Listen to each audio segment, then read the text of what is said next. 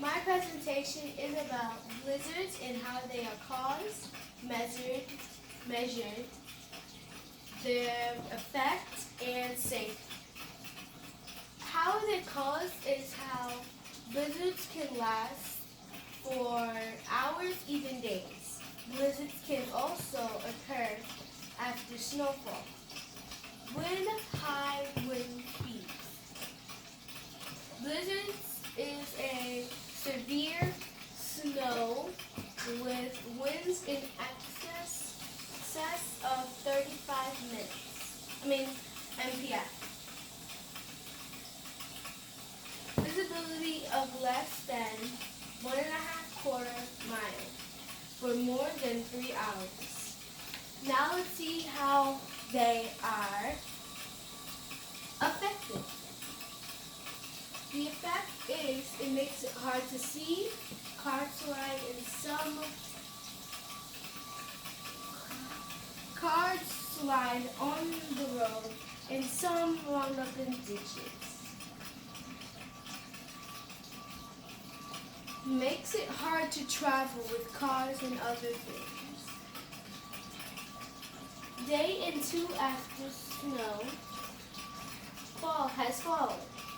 The wind is strong and looks like it's snowing. Let's see how they are measured. As you can see this big picture here, this is how some things are prevented to be if you don't dress up warmly. Here is a really bad blizzard. It might be small, but it has cars that are stuck in the snow in traffic. And here is the stages of a frostbite, and this is a frostbite in this one too. Now back to how they are measured.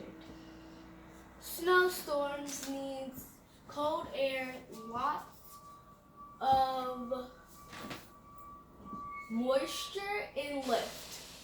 You might be thinking what lift means. Lift happens when cold air and warm air meets.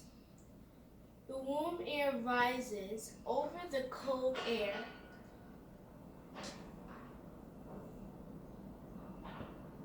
This turns the moisture in the air into snow.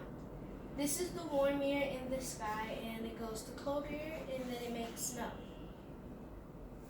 Snow becomes a blizzard with 4 things. 1, heavy or blowing snow. 2, wind speed must be greater than 35 per hour. 3, visibility must be less than. 4, quarter of a mile might longer than 3 hours.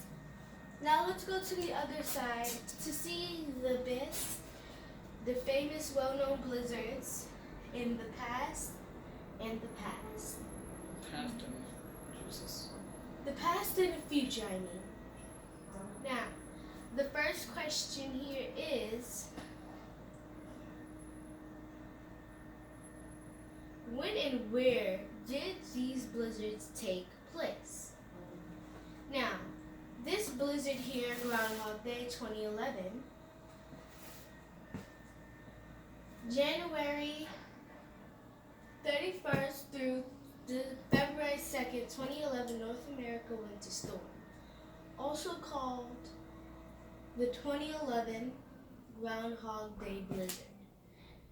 During the international stages of the storm, some meteorologists predicted that the system would affect over 100 million people in the United States of America.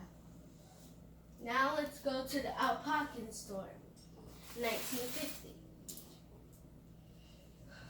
Now we can go back to the question number 2. What were some of the people's experiences with that weather event? Which one? Across eastern Connecticut,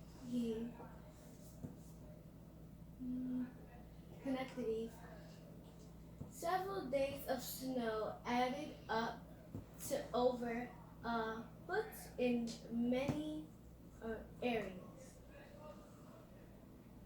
Pansville recorded 14 hazard and Manchester 13.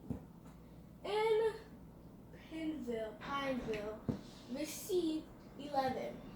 Bitter cold.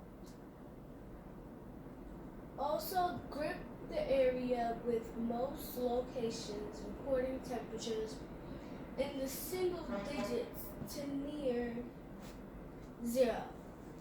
On the 24th and 25th, Middlesbrough bottomed out at 3 degrees Fahrenheit. Williamsburg 1 degree Fahrenheit. Farmers of the summer